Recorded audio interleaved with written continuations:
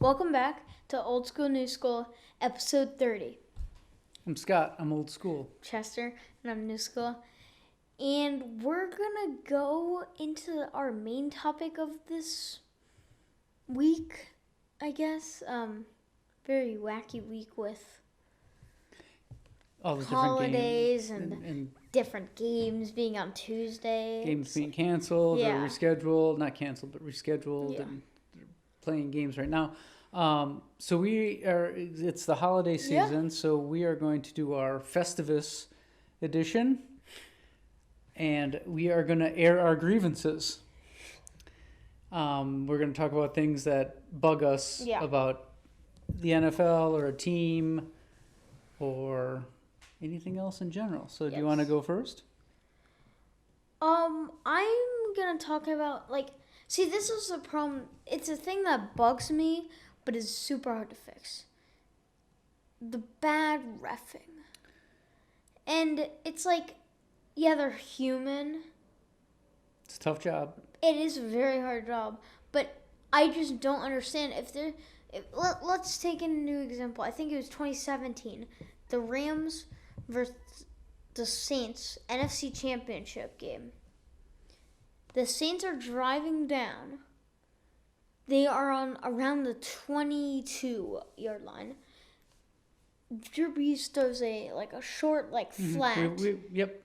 And the receiver gets hit way before the ball is even there, and there's a ref right there, but there's no call, which is this is a problem in reffing, and it's very hard to fix them because they're humans and they make mistakes, but I don't know. It gets on my nerves when there's a bad call. And that one was obvious. Yeah. It was so blatantly obvious. Yeah.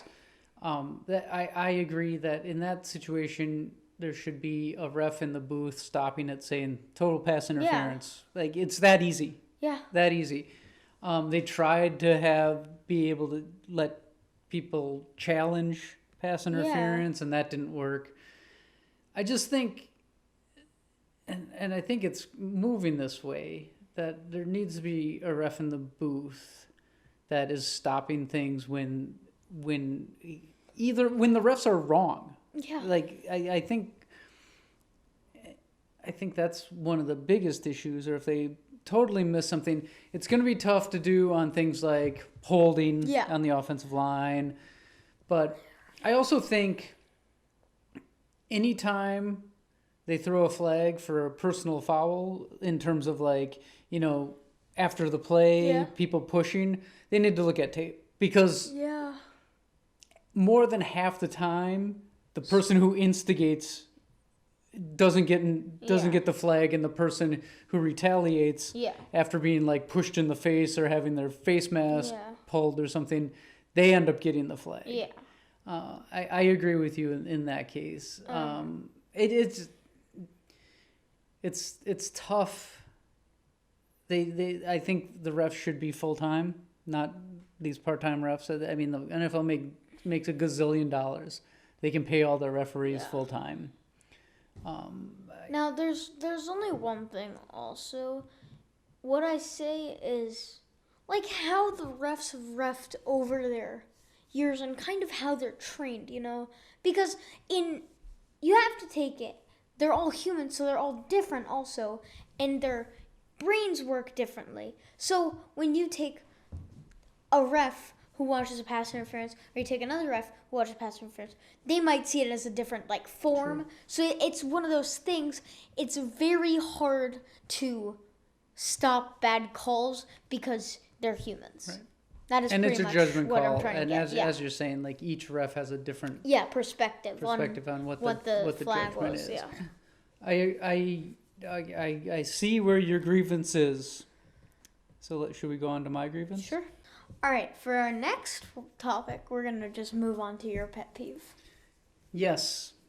My pet peeve, my airing of a grievance, is announcers and fans. Specifically, and I'm going to reference the Kansas City versus Chargers game, which happened last Thursday. Was it the Thursday night game?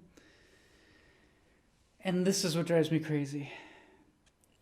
When announcers or fans say things like, well, if they would have just kicked that field goal in the first quarter, they'd be up. Or they continued to say it over and over on this broadcast. Because, the Chargers kept going for it on fourth and missing. Yeah. To the point where they're like, well, they'd have 9 extra points now. But they don't automatically make the kicks. Not only that, that's not how time works. Yeah. That's not how the universe works. If they would have lined up and kicked the field goal, whether they made it or not, everything that happens after that is different. Yeah, just like the Mandela effect. This is how the universe works, and it drives me crazy when fans, because they cherry pick the things they want to stay. Yeah, they're like, this happens, I want this to stay, but I want this to go. It's like... Right, that's not how the universe works, people. Stop doing it. Announcers, stop saying it. The decision was made to go for it. They didn't get it. Fine. If you kick the field goal there, everything changes. Maybe they make the field goal. Maybe they miss the field goal. Yeah. Maybe the field goal is blocked, picked up by an offensive lineman, and he runs it in for a touchdown. You can't just pick the things that you want to pick out. Yeah. Because you, as a fan, you always pick out the things that would benefit your team, but nothing that would go against your team. So let's just stop doing this. It's not how it works. It's the game. The flow of the game is dictated play by play. Each play leads into the next play. If you change a play, everything after that doesn't happen. Yeah. Or it happens quite differently. So that is I'm airing that grievance. All right. For our last section of the day, we're gonna move on to our one cool thing. What's your one cool thing? Oh, I'll get it. Be right back. This is my one cool thing. That's what he got for his birthday. I got this for my birthday. I had this as a kid, and this was before Madden ever existed. Video games, these little sheets have plays on them. One person plays offense, the other person plays defense, and you reveal it, and sometimes it works. My brother and I played this all the time, and I'm very excited, so that's my one cool thing. Foto-Football. It's awesome. Alright, I'm gonna wait for him to sit down. Alright, moving on to my cool thing. I watched the new Spider-Man movie. Okay. I'm not gonna give any spoilers. No spoilers? It's just a great movie. Great movie. Out of the three, Homecoming. The new ones, the Tom Holland Spider-Man. Yeah, what is it? Homecoming. Far From Home. Far From Home and No Way Home. No Way Home was probably the best. All right, that's hello critic. So 2 thumbs up, Roger Ebert. You know who that is? No. Okay. So that's your cool thing. I had a cool thing. Yeah. Last thing we got to talk about real quick. Oh, the Thursday night game. 49ers at the Titans. Who do you have? I'm going to take the 49ers. They're playing very well right now.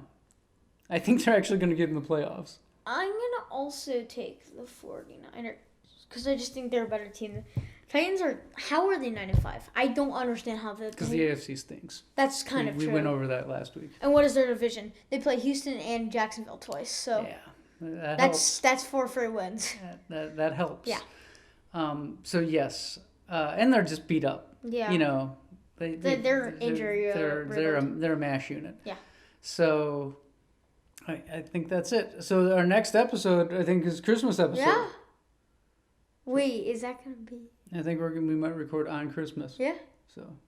Wait, does that mean we'll be in? Let's hopefully. Yeah. But you'll have to wait and see, and you'll have to tune back in for the next episode. Yeah. In the meantime, stay safe. Yeah. If you didn't get Happy your booster, holidays. Get your booster. Don't come at us in the comments. No. We haven't said that in a while. And peace. Peace. Have a great holidays.